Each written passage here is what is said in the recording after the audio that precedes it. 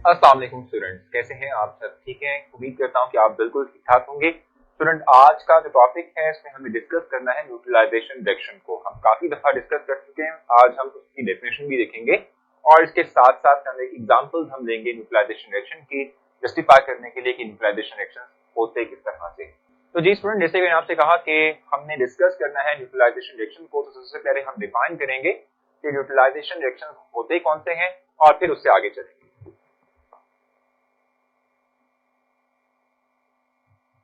Neutralisation reaction,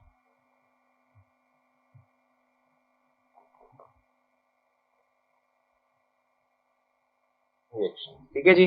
सो neutralisation reactions हैं क्या? हम कहते हैं कि ये वो टाइप ऑफ रिएक्शंस हैं जिनमें कि हम एसिड को और बेस को आपस में केमिकली रिएक्ट करवाते हैं, और जब भी हम किसी एसिड और बेस को आपस में केमिकली रिएक्ट करें तो उनसे जो बनने वाले प्रोडक्ट्स हैं वो न्यूट्रल हो, यानी कि उनकी पीएच जो है वो बेसिक या एसिडिक ना हो। इस तरह के रिएक्शन को हम न्यूट्रलाइजेशन रिएक्शन कहते हैं। देखते हैं यहाँ पर definition, the reaction in which we react acid and base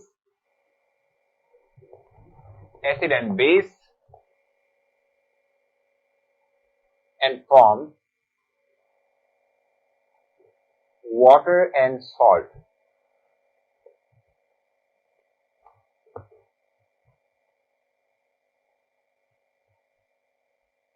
which are neutral products।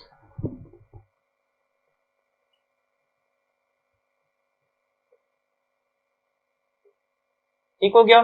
सो वो रिएक्शंस के जिनमें हम एसिड को और बेस को आपस में मिलाएंगे और इनसे क्या होगा, सॉल्ट एंड वाटर बनेगा जो कि न्यूट्रल प्रोडक्ट्स हैं। इस तरह के रिएक्शन को हम न्यूट्रलाइजेशन रिएक्शन का नाम देते हैं। तो सिंपली अगर हम लिखना चाहें तो हम लिखेंगे कि हम एसिड को रिएक्ट करवाएंगे विद बेस और इनके रिएक्शन के थ्रू हम गेट करेंगे सॉल्ट और साथ में वाटर डेवलप होगा, वाटर बनेगा। ठीक है, एग्जांपल हम सिंपल ले लेते हैं। जस्ट लाइक अभी मैंने आपको एग्जांपल जो है वो पिछले लेक्चर में भी एक्सप्लेन की है, यही वाली कि हाइड्रोक्लोरिक एसिड को जब आप रिएक्ट करवाते हैं सोडियम हाइड्रोक्साइड के साथ, आप जानते हैं हाइड्रोक्लोरिक एसिड एक एसिड है, ये एक बेस है।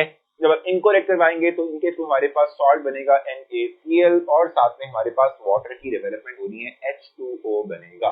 ठीक है, बड़ी सिंपल सी एग्जांपल। एक और एग्जांपल भी आप ले सकते हैं। अगर आपके पास H2SO4 है जो कि एक एसिड है, सल्फ्यूरिक एसिड एक स्ट्रॉन्ग एसिड है, आप इसको रिएक्ट करवा दें विद सोडियम हाइड्रोक्साइड। ठीक है, तो इनके रिएक्शन के थ्रू आपके पास जो चीज बनेगी that is sodium sulphate Na2SO4 और साथ में वाटर की फॉर्मेशन होगी, H2O डेवलप होगा। ठीक है, इस तरीके से एक और रिएक्शन भी हो सकता है दैट इज एसिडिक एसिड, इसको आप रिएक्ट करवाते हैं विद सोडियम हाइड्रोक्साइड और इनके रिएक्शन के थ्रू आपके पास बनेगा sodium salt of acetic acid और वाटर की फॉर्मेशन होगी। ठीक है, सो इन तमाम के तमाम रिएक्शंस में आप देख रहे हैं कि आप एक एसिड को बेस से रिएक्ट करवा रहे हैं और इनके थ्रू हमारे पास सॉल्ट और वाटर बन रहा है। ये सॉल्ट और वाटर जो है उसकी आप पीएच देखेंगे तो ये एक न्यूट्रल स्पीशीज है, ना ये बहुत बेसिक या एसिडिक फैक्टर शो करती है।